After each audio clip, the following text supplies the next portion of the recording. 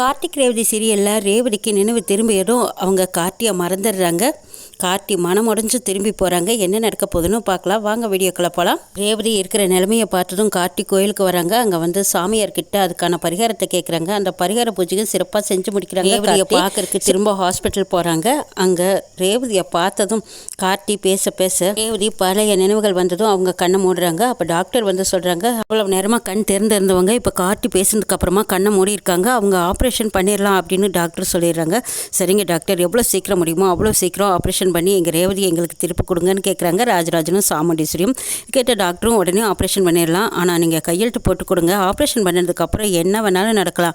அவங்களுக்கு நினைவு திரும்ப வர வாய்ப்பும் இருக்குது, உயிர் போகிறதுக்கும் வாய்ப்பு இருக்குங்கிறாங்க. இதை கேட்டதும் அப்படியே அதிர்ச்சி அடைகிறாங்க. குடும்பத்தில் இருக்கிற அத்தனை பேர் அதிர்ச்சி அடையும் போது சந்திரா மட்டும் சந்தோஷப்படுறாங்க. அப்பாடா, நாம் நினச்ச மாதிரி அவள் திரும்பி வராத அளவுக்கு கூட ஒரு வாய்ப்பு இருக்கா? அதுதானே நான் எதிர்பார்க்குறேன். இந்த டிரைவர் பையலையும் அவளையும் பிரிக்கிறதுக்கு எத்தனையோ வேலை பார்த்தோம், ஆனால் அதெல்லாம் ஒன்றும் கூட நடக்கலை. இந்த தடவை எப்படியோ அவளுக்கு நினைவில்லாத போனாலும் சந்தோஷம்தான், திரும்பி வராமல் போனாலும் சந்தோஷம்தான். இந்த சந்தோஷமான விஷயத்தை எப்படியாவது சிவனாண்டி கிட்ட சொல்லணும்னு நினச்ச சந்திரா உடனே சாமுண்டீஸ்வரிக்கும் தெரியாமல் போய் சிவனாண்டி கிட்ட, சந்திரா சந்தோஷமாக உங்ககிட்ட ஒரு முக்கியமான விஷயம் சொல்லணும் தெரியுமா, நான் இன்றைக்கி அவ்வளோ சந்தோஷமாக இருக்கிறேங்கிறாங்க. சந்திரா என்னாச்சு, என்ன ரேவதி ஆஸ்பத்திரியில் இருக்கிறாங்கிறாங்க, நீ வேறு சந்தோஷமான விஷயங்கிறீங்க, என்ன சொல்லு சந்திரா, எனக்கு இப்போவே கேட்கணும் போல் இருக்குதுங்கிறாங்க. சிவனாண்டி, இல்லைங்க, இதை நேரில் பார்த்து தான் உங்ககிட்ட சொல்லணுங்கிறாங்க. அப்படியா, நான் சரிட்டு போய் இங்கே தான் இருக்கோம், நீ வா பார்க்கலாம் அப்படின்னு சொல்லவும், அப்போ சிவனாண்டி கிட்ட வந்து முத்துவேல், என்னப்பா என்ன மவனே, என்னாச்சு, சந்திரா எதுக்கு இப்படி அவசரமாக ஃபோன் பண்ணி வர சொல்லியிருக்கா, வர்றேன்னு சொல்லியிருக்கா, என்னாச்சுன்னு கேட்குறாங்க. சித்துப்போ அதான் ஒன்றும் தெரியல, இந்த ரேவதி புள்ள அடிபட்டதும் ஆஸ்பத்திரியில் இருக்கிறா, சந்திரா என்னடானா சந்தோஷமான விஷயம் சொல்லணுங்கிறா, அவளை காப்பாற்ற முடியுமா இல்லை முடியாதான்னு தெரியல. சந்திரா சொல்கிறத பார்த்தா அந்த ரேவதியோட கதை இதோடு முடிஞ்சது போல இருக்குது. அவள் கதை முடிஞ்சிருச்சுன்னா சாமுண்டீஸ்வரி அவளை நினச்சி உருகி அழுதுக்கு வந்திருப்பா. அதுக்கப்புறம் குடும்பம் எங்கே வேலை வரப்போகுது, நம்ம சந்திராவோட ஆட்சியத்தான் இருக்குங்கிறாங்க. ஆமாம் அவனே, நானும் அப்படித்தான் நினைக்கிறேன். சரி சந்திரா வரட்டும், என்ன தான் சொல்கிறான்னு பார்க்கலாம். அந்த சந்தோஷமான விஷயத்தை கேட்குறக்கு காதுக்கு குளிர்ச்சியாக இருக்குமில்லங்கிறாங்க முத்துவேலு. இது கேட்டு சிவனாண்டியும், ஆமாம் சத்துப்போ, இதுக்காகத்தானே நானும் எதிர்பார்த்துட்ருக்கேங்கிறாங்க. அங்கே சந்திரா வர்றாங்க. வந்ததும் சந்திரா, வா சந்தோஷமான விஷயத்த சொல்கிறதுக்காக இவ்வளோ வரக்க பறக்க ஓடி வந்திருக்கேங்கிறாங்க. ஆமாங்க, டிரைவர் பையில வீட்டை விட்டு வெளியே வரட்டுருக்கு நாமளும் எத்தனையோ திட்டம் பண்ணணும், ஆனால் அது ஒன்றும் கூட முடியல. இப்போ இந்த ரேவதியை அடித்து போட்டதுக்கப்புறம் இப்போ அவள் ஆஸ்பத்திரியில் கிடக்கிறா. ஆப்ரேஷன் பண்ணுறதுக்கும் கூட அவள் ஒத்துழைக்க முடியலையா. அதுக்கப்புறம் கண்ணை முழிக்க முடியாமல் கிடந்திருக்கா. இப்போ இவன் போய் என்ன பேசினானோ தெரியல, கண்ணை மூடிட்டா. அதுக்கப்புறம் ஆப்ரேஷன் பண்ணலான்னு சொல்லியிருக்காங்க. அதுலேயும் ஒரு செக் வச்சுருக்காங்க டாக்டர். ஆப்ரேஷன் பண்ணினா அவள் உயிரோடு திரும்பி வருவான்னு எங்களால் சொல்லவும் முடியாது. அப்படியே ஆப்ரேஷன் பண்ணி குணமாகினாலும் அவளுக்கு நினைவு இருக்குமான்னு தெரியாதுன்னு சொல்கிறாங்க. இந்த ரெண்டில் எது நடந்தாலும் நம்மளுக்கு நல்லது தானுங்கிறாங்க சந்திரா. இது கேட்ட சிவனாண்டி, ஆடாடா உண்மையிலுமே இனிப்பான விஷயம் தான் சொல்லியிருக்கேன் சந்திராங்கிறாங்க. சரிங்க, அதெல்லாம் இருக்கட்டும்.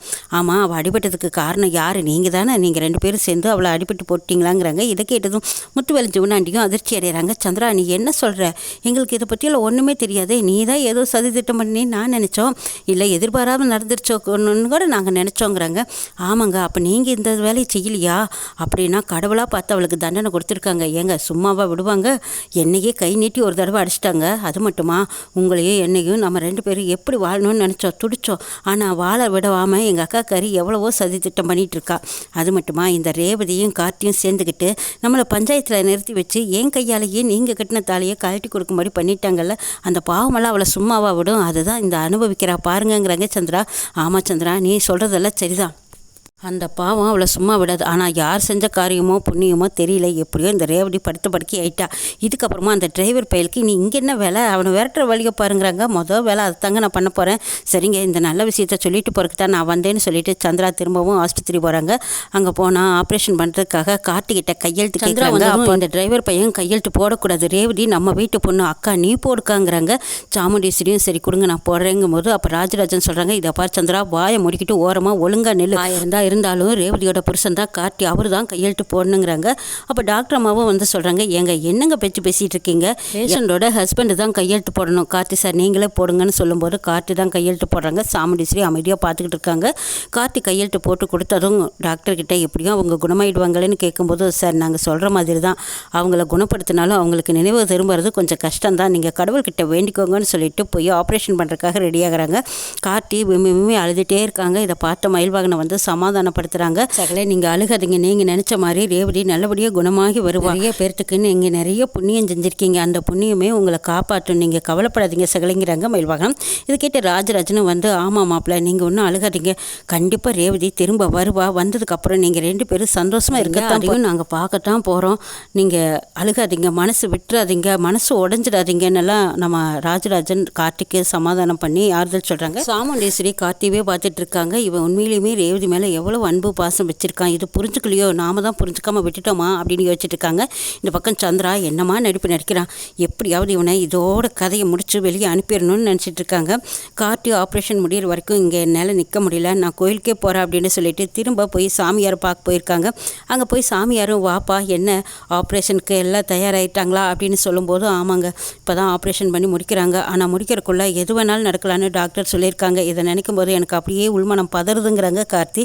நீ கவலைப்படாதப்பா, ஆனால் ஆப்ரேஷன் பண்ணினதுக்கப்புறமா நிறைய பிரச்சனைகள் வர காத்திருக்கு, ஆனால் எக்கார்ட்ட கொண்டு நீ ரேவதியை விட்டு பிரிஞ்சிடாத, இதுக்கப்புறம் தான் நிறைய சோதனைகளும் பிரச்சனைகளும் அதிகமாக வரப்போகுது, அதையெல்லாம் சாமர்த்தியமாக சமாளிக்கிற தைரியம் உனக்கு மட்டும்தான் இருக்குது, நீ எக்கார்ட்ட கொண்டு ரேவதியை விட்டு பிரிஞ்சிடாதா அப்படின்னு சொல்கிறாங்க சாமியார். இதை கேட்ட கார்த்தி என்ன சொல்கிறீங்க சாமி, இவ்வளவு நாளாக பட்ட வேதனையை விட இன்னும் கஷ்டம் அதிகமாக இருக்குதாங்கிறாங்க. ஆமாப்பா, டாக்டர் உயிரை மட்டும்தான் திருப்பி கொடுக்க முடியும்னு சொல்லியிருப்பாங்க, அதுக்கு பின்னாடி என்னெல்லாம் நடக்க போகுதுங்கிறது யாருக்கும் தெரியாதுங்கிற மாதிரி தான் சொன்னாங்கங்கிறாங்க. அது கேட்ட கார்த்தியும் ஆமாங்கங்கிறாங்க. சரி நீ போய் கடவுள்கிட்ட வேண்டிக்கிட்டு போ, உன் பொண்டாட்டி உனக்கு உயிரோடு திரும்பி வருவா, ஆனால் நடக்க போகிற பிரச்சனைகளுக்கு நாம் யாரும் எதுவும் செய்ய முடியாதுன்னு சொல்லிடுறாங்க. இது கிட்ட கார்த்தி குழப்பத்தோடு போகிறாங்க. எப்படியோ ரேவதி உயிர் திரும்பி வந்தால் போதும், அடுத்தது நடக்கிற பிரச்சனையெல்லாம் எதுவாக இருந்தாலும் பார்த்துக்கலாம் அப்படிங்கிற மாதிரி தான் நினச்சிட்டு போகிறாங்க கார்த்தி. ஹாஸ்பிட்டலுக்கு போகிறாங்க. ஆப்ரேஷன் நல்லபடியாக நடந்து முடிச்சிருச்சுன்னு டாக்டர் அம்மா வெளியே வந்து சொல்லும்போது எல்லாரும் முகத்துலேயும் சந்தோஷம். சந்திரா மட்டும் சரி நாம் நினச்சது ஒன்று நடக்கிறது ஒன்றா இருக்குதே, இவ தப்பிக்கல போயிட்டா அப்படின்னு சொல்லுவாங்கன்னு பார்த்தா இவ குணமாயிட்டா நல்லா இருக்கா, நீங்கள் போய் பாருங்கன்னு சொல்கிறாங்க. நாம் போய் பார்க்குறதுக்கு முன்னாடி இந்த டிரைவர் பையன் முந்திக்கிட்டெல்லாம் நிற்கிறான் அப்படின்னு சந்திரா கார்த்திவே வரைச்சி பார்த்துட்டு இருக்காங்க. கார்த்தி, ராஜராஜன், சாமுண்டேஸ்வரி எல்லாத்தையும் பார்த்து டாக்டர்மா சொல்கிறாங்க, அதிகமாக போய் அவங்கக்கிட்ட எதுவும் பேச்சு கொடுக்காதீங்க, நீங்கள் 8 தள்ளி நின்று பார்த்துக்கோங்கன்னு சொல்லிக்கிட்டு இருக்காங்க. இதை கேட்ட எல்லாருமே சரிங்க நாங்கள் பார்த்துட்டு தான் வந்துடுறோம் அப்படின்னு சொல்லிட்டு ரூம்குள்ளே போகிறாங்க. போய் பார்த்தா ரேவதி அப்போ தான் கண் முழிச்சு புதுசாக பார்க்குற மாதிரி எல்லாத்தையும் பார்க்குறாங்க. ராஜராஜன், சாமுண்டேஸ்வரி இவங்க எல்லாத்தையும் பார்த்ததும் அம்மா அப்பான்னு சொல்லி கூப்பிட்டு பேசுகிறாங்க. இந்த பக்கம் கார்த்தி போய் நின்னதும் யார் நீ எதுக்கு இங்கே வந்திருக்க, நீ யாருன்னே எனக்கு தெரியாது, போ வெளியே அப்படின்னு ரேவதி சொன்னதை கேட்டு எல்லாருமே அதிர்ச்சி அடைகிறாங்க. ஆனால் ரேவதி இந்த அளவுக்கு சொல்லுவான்னு யாரும் எதிர்பார்க்கல. ரேவதி ஏன் மாப்பிள்ளையை கண்டு இவ்வளவு தூரம் அஞ்சி நடுங்குறா, பயந்து ஒடுங்குறா, போன்னு சொல்கிறாளே அப்படின்னு சொல்லிட்டு ராஜராஜன் ஒரு நிமிஷம் பதறி போயிடுறாங்க. சாமுண்டேஸ்வரி மனசே ஒரு நிமிஷம் கலங்குது. ரேவதி என்னாச்சு உனக்கு அப்படின்னு கேட்குறாங்க.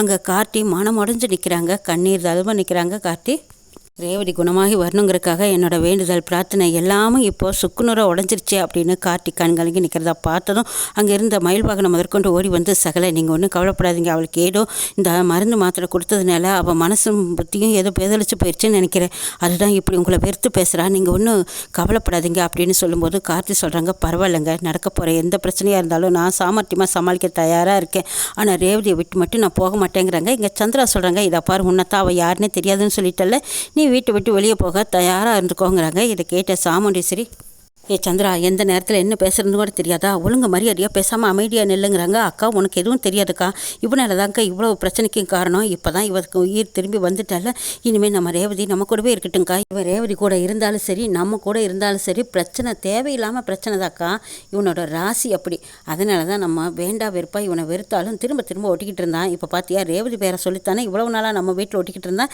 இப்போ ரேவதியே இவனுக்கு யாரோ எவரோன்னு சொன்னதுக்கப்புறம் இவனுக்கு இங்கே என்னக்கா வேலை, இவனை வெளியே வரட்டுக்காங்கிறாங்க சந்திரா. சாமுண்டேஸ்வரி கார்த்திவே பார்க்குறாங்க. கார்த்தி சாமியார் சொன்ன மாதிரி ரேவதியோட ஆப்ரேஷனுக்கும் பிற்பாடு ரேவதிக்கு சப்போர்ட்டாக இருப்பாங்களா, இல்லை இவங்க விரட்டினதுக்கு அப்புறம் சரி நம்ம தொழிலை போய் பார்க்க போகலான்னு சொல்லி அவங்க பிஸ்னஸை பார்க்கறதுக்காக கார்த்தி சென்னை கிளம்ப போகிறாங்க. அடுத்த முடிவு என்னவா இருக்குன்னு நம்ம நாளை சொல்ல பார்க்கலாம்.